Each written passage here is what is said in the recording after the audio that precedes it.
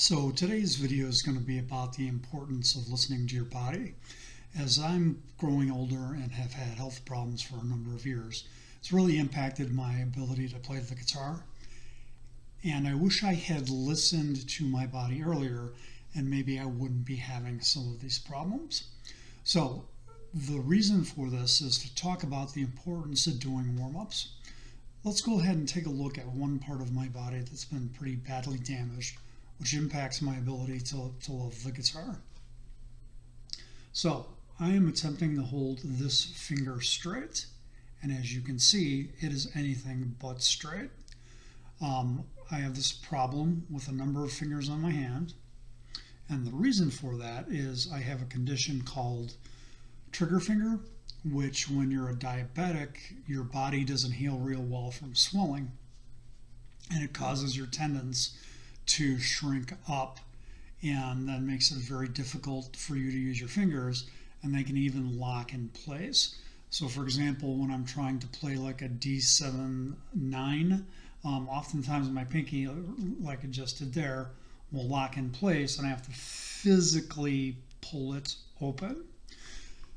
So when you start to feel any kind of pain, numbness, or even tenderness in your hands, no matter how much fun you're having, no matter how much you are into the groove, you should just go ahead and stop everything that you're doing and not pick up the guitar again until your body heals.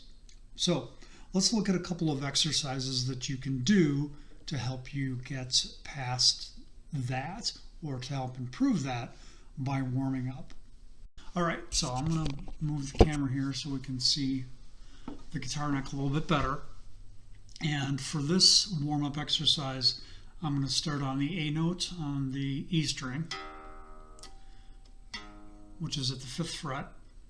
And when you're a rock player, you're typically using your 1st and your 3rd finger quite a bit, because that's how you make a power chord, right?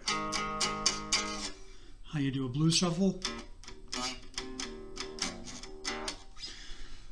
So this exercise is going to use those. I'm going to skip the A string and go to the D. And I'm just going to make a box pattern.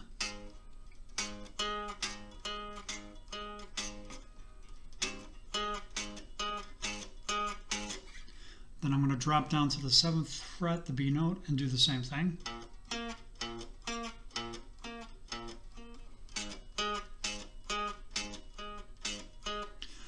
Then when I start to warm up a little bit, I make that a little more complicated. I'll go and I will use the A string this time.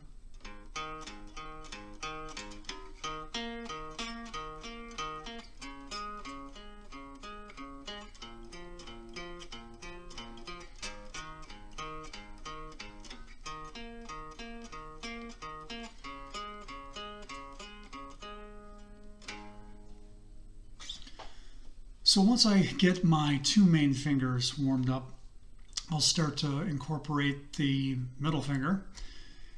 And this is a warm-up that I blatantly have stolen from Rob Chapman. I did not invent this myself. So here we go.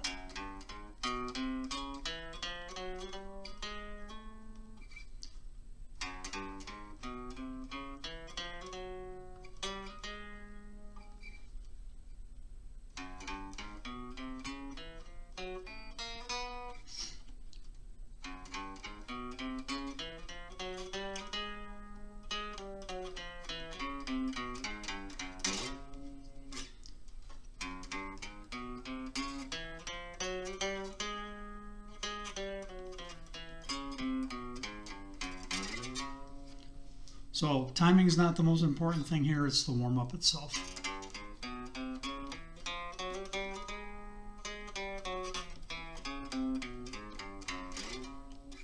So now if I go back to the first warm-up,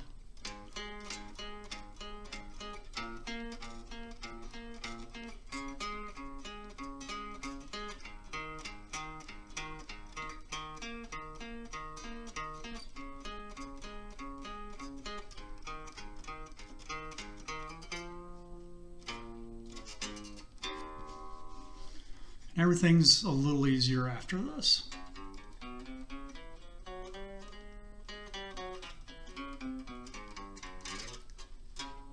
and you can increase the speed.